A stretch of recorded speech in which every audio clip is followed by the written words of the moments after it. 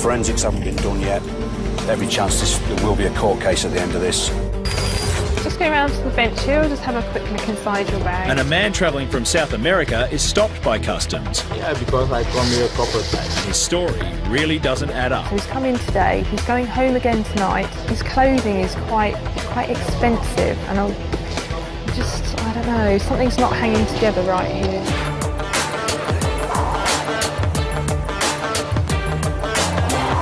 When a drug dog sniffs a passenger's luggage and then moves on, you'd think that the dog hadn't detected any drugs.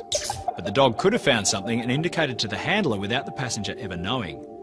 The passenger thinks they've gotten away with it until they're pulled over by customs officers. At Gatwick Airport, UK border agency officers are out in force with the aid of highly trained sniffer dogs. Just lower your bag, please, for the dog. Jessie's nose is 1,000 times more sensitive than a human's. That's lovely, thank you very much. Keep on going. And she plays a vital role in identifying concealments of drugs carried in luggage and on passengers. Jessie's handler secretly indicates to other officers that this man may have something to hide. Hello, sir. Just a quick customs check. What's your passport and ticket, please? You travelling with anybody else today? No. Thank you. What's the reason for your visit? Visiting my sister. So I want to do a little business too. Here on some other business too? Yeah. What type of other business? I'm auto mechanic. Right. So I want to look at sourcing foreign use parts. Right. Do you have anything to declare to customs today at all? Well, I have my suitcase. Yeah, you've got your suitcase as well. Right, so yes, Yeah. Are these your bags? Yeah. Did you pack them yourself? Okay, let's have a quick look through. If you just take a step that way for me. Okay, thanks. The fact that the dog showed interest in the man's nervous behaviour gives reason enough to continue with a thorough search of his bags. Feels like there's an area in here. I'm just going to cut into that. Okay? Yeah. Do you know what it is? The suspicion grows stronger when the officer discovers something in the lining of the bag. Britain's ports are hotspots for smuggling illegal goods into the country. Dover is one of Europe's busiest ports, handling over 2 million trucks every year. Border officials can't check every single truck, but experience often tells them when something isn't right. Today they've stopped a Polish tanker that's purportedly carrying apple juice. A security scan of the truck has shown that there could be more than just apple juice in the tanker. But to find out for sure, officers will have to climb into the truck's tank. And that's a job for a specialist team known as the Deep Rummagers. They are the only team that has the capability to carry out such a search. The Deep Rummage team was set up to root out drugs, people trafficking and weapons being shipped into the UK.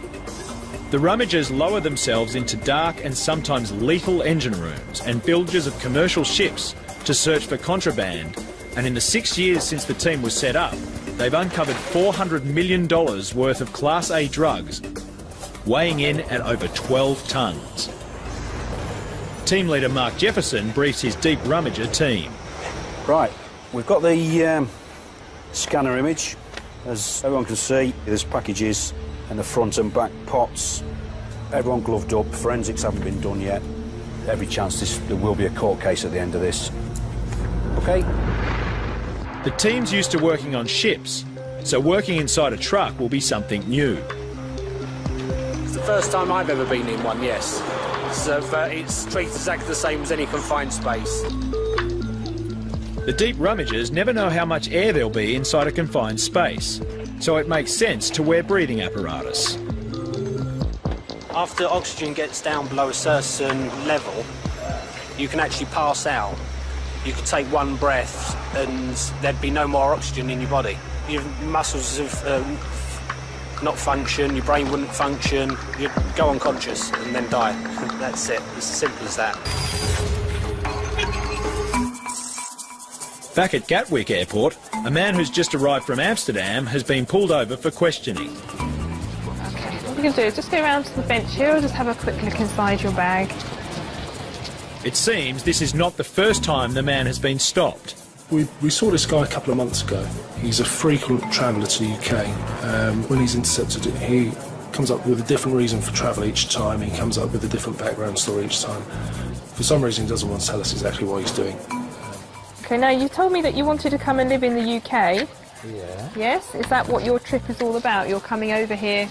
Yeah, because I want to find that out. If I like it, but I want to find that out if I really like it to stay here. You know? Okay, but you're not staying very long to try and find out, you know, been here. Yeah, because I come here a couple of times. You're a very light traveller. You're a very light traveller. I like travel. No, you're very light. You don't have much baggage with you. Yes, I don't come for all of it. The officers have reason to be suspicious. Yeah, I've stopped him before, and he had a laptop case. And when we did the iron track on the laptop case, it gave us the highest I've ever seen. And he was very inconsistent with his story at the time. So we body scanned him, we x-rayed him at the hospital, that was all negative, and we had nowhere else to go, we had to let him go. Having found massively high traces of drugs on the passenger in the past, officers must again rule out the possibility that he may be carrying drugs this time. Did you? Yeah, to Suriname. You went to Suriname? Yeah. And what did you do while you were there on vacation? Where did you stay? Family. My family. You've got family out there? My grandma was sick also. She's 82 years now. So She lives in Suriname. Yeah. Suriname, does she? Just take a seat. I'll be back in a moment. With large quantities of Class A drugs entering the UK from South America, Officer Sarah needs to make sure the man's links with Suriname are legitimate. So he's come in today, he's going home again tonight. He's saying that he just wants to come over here to see what it's like to live in the UK. But I'm not really very happy with what he's telling me. I'm not really very happy with, you know, he says he works in a shop, in a magazine section of a shop out the back. He doesn't actually sell magazines to the public. But his clothing is quite expensive, and I don't know, something's not hanging together right here. On the air bridge, a man has denied that he's carrying anything illegal, but officers have found a package hidden inside the lining of his briefcase. Okay. Just found what I suspect to be cocaine there. So I'm arresting you on suspicion of being involved in the importation of a controlled drug. So you don't have to say anything, but it may harm your defence. If you're not mentioned when questioned, so it's later on in court. Anything you do say may be given as evidence. Do you understand? Mm-hmm. Okay. Okay. Just going to put you on some handcuffs, okay? Okay, so here we go. What's your name? What's your first name? Mark. Mark, okay. Do you want to roll your sleeves up?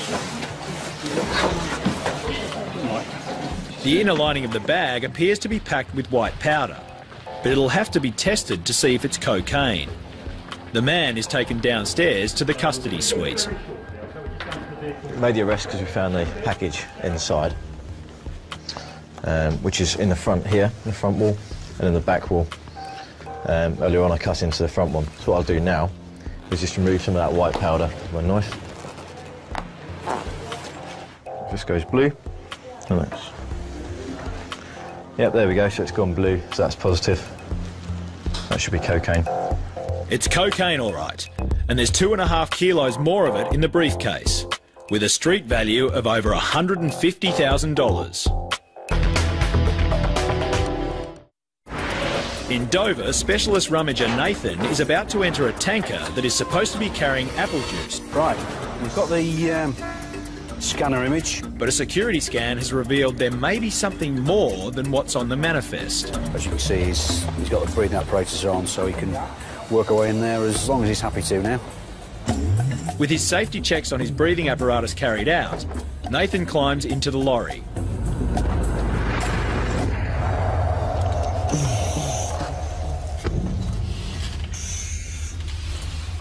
It's an Aladdin's cave of packaged boxes crammed into the space. Nathan begins to pass the cartons out of the truck so they can be inspected. Boxes of Glenton tea, which are full of Regal cigarettes. About 1,000 in here. This is obviously not apple juice. So somebody's put a false declaration in. and they've smuggled a large quantity of cigarettes into the country. So now we've got to remove them and find out how many there are. In Gatwick, officers are still probing the Dutchman with the inconsistent story. Just need to ask you a couple of questions about the bag. His passport shows he's made multiple trips over a relatively short period of time, and officers don't know if he's telling the truth or not. Him. I'm not happy, but at the same time I can't persecute the guy. No, you can't. Sarah decides to swab test his bag for any traces of drugs. So, just going to see if I can get any readings from the bag here.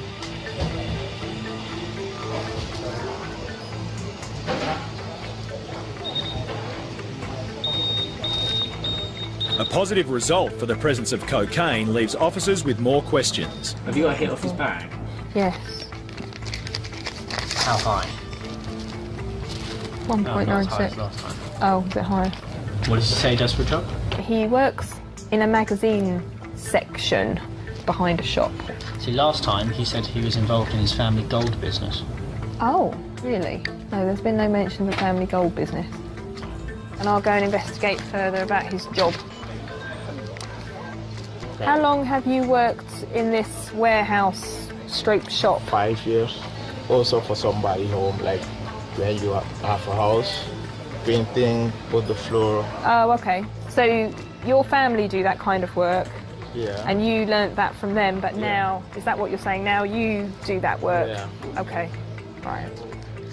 The inconsistent job history, along with the lack of evidence, is beginning to frustrate Sarah. It just gets more and more bizarre the more I talk to him. I don't know what to make of this. I don't want to persecute the guy, but at the same time, there is a lot of stuff that's not adding up. What we will do is search him to see if we can find anything on his person, any papers, large sums of cash, anything at all, which could indicate the real reason for his travel to the UK, which obviously he doesn't want to tell us about.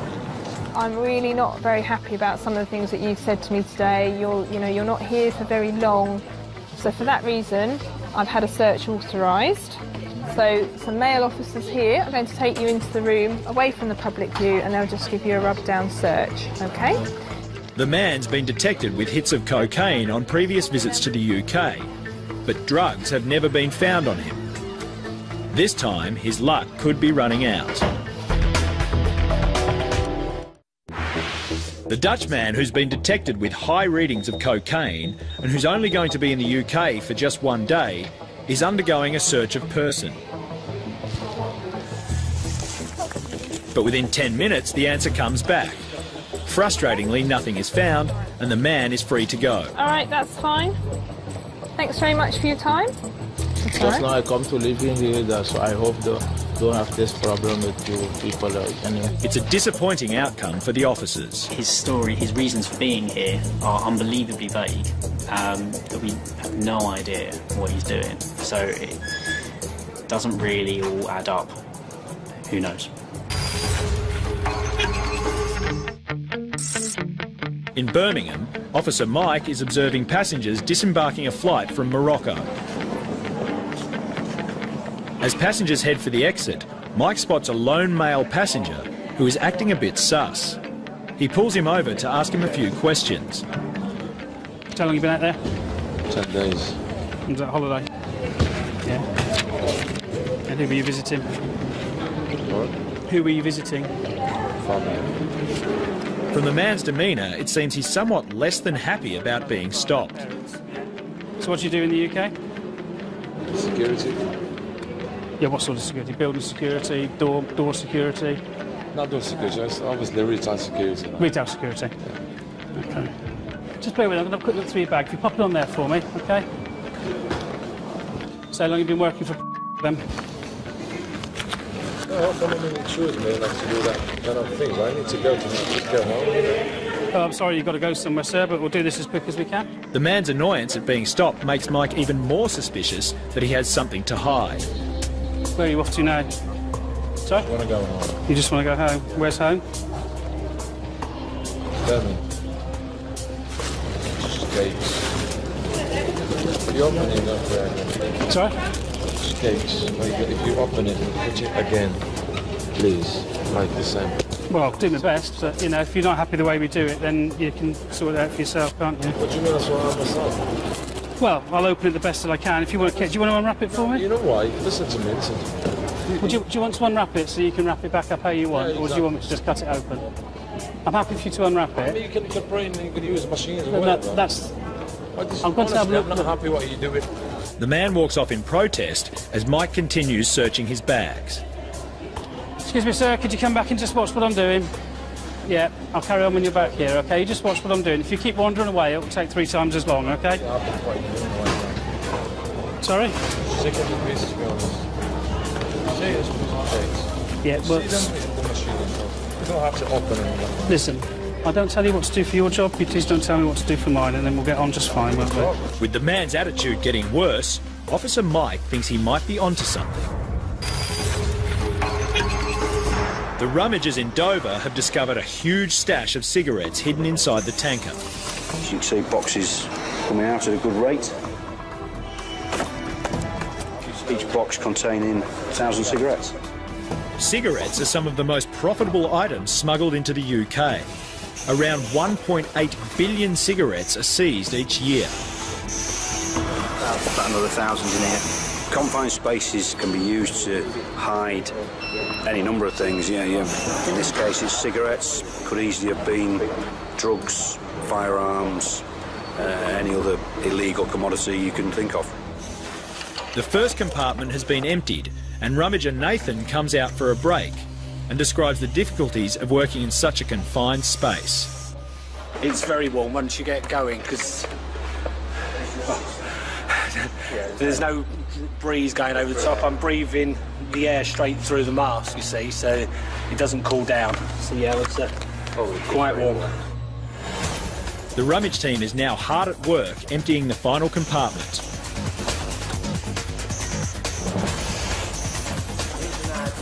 With all the packages removed from the tanker, the deep rummage team have reached the end of their search.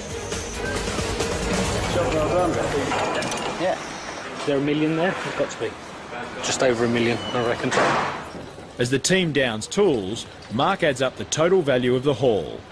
Right, we've got a grand total of 928,000 cigarettes. That's a retail value of about $400,000. That's us getting back to doing what we properly do, which is rummaging ships tomorrow.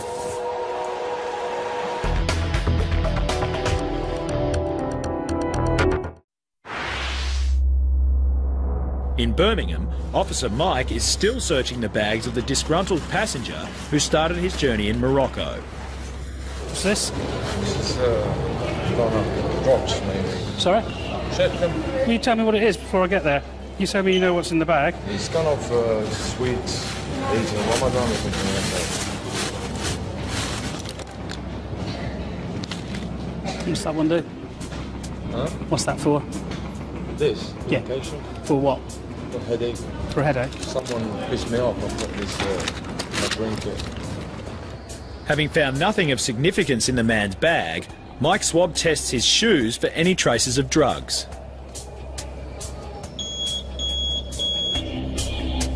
I just swabbed the shoes feel a little heavy, and I just swabbed the inside of them to see if we've got a trace reading. As you can see, there's a small trace reading for heroin. I'm just going to pop them through the X-ray now. You can see what I was doing there was just swiping the inside of the shoe, and we're getting the sort of trace readings for drugs out the inside of the shoe. Have you ever taken or do you take drugs? Never. No. You've been in contact with any during the course of your trip? No? It's okay, because it can offer an innocent explanation. I'm just going to X-ray the shoes and have a look, see what we find. Now that, to be honest, that looks exactly what I'd expect to see. Looks fine. Okay, so thanks for your patience. You start putting that back if you want to. I'm just going to make a note of the fact that I've stopped you, okay? It's a legal requirement, that's something we do. Okay, but I'm happy to put everything back. The small trace of heroin is put down to a rogue reading. However, the passenger is less than happy that he has to repack his own bag. So you can repack it if you wish to. Well, you can repack it if you want to. I mean, it's the legal obligation is passengers are legally obliged to open and repack their baggage when requested to do so. Just speeds things up for you. I know you're in a rush. The man's clearly unhappy about the whole incident, But being searched occasionally is all part of international travel. There you go, thanks for your time and your patience.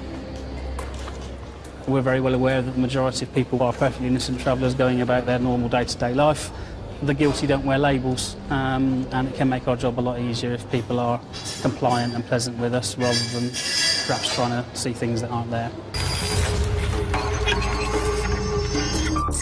The briefcase the man was carrying from Trinidad had barely anything in it, besides 2.5 kilos of cocaine. There was only 5 envelopes in there. And now I've taken those out, it's still quite heavy. You can feel that the walls are quite wide. There's no need for them to be that wide. You can feel that there's something in there, front and back. The back section is quite well done though. With regards to stitching, you can't really see anything wrong with the stitching. It's just literally how thick it is. Yeah, the courier himself, I don't know how much money he would have got. Maybe £1,000, £2,000 perhaps. But then the risk of getting caught, you know, losing out on all the money, it's quite high as well. Having been caught red-handed, the passenger has started changing his story. When we took him to his cell, we said that the satchel was handed to him by somebody else at the airport. He was asked to bring that through, so this isn't his case. But then he already told me that it was his earlier on. The man is currently awaiting trial, and if he's found guilty,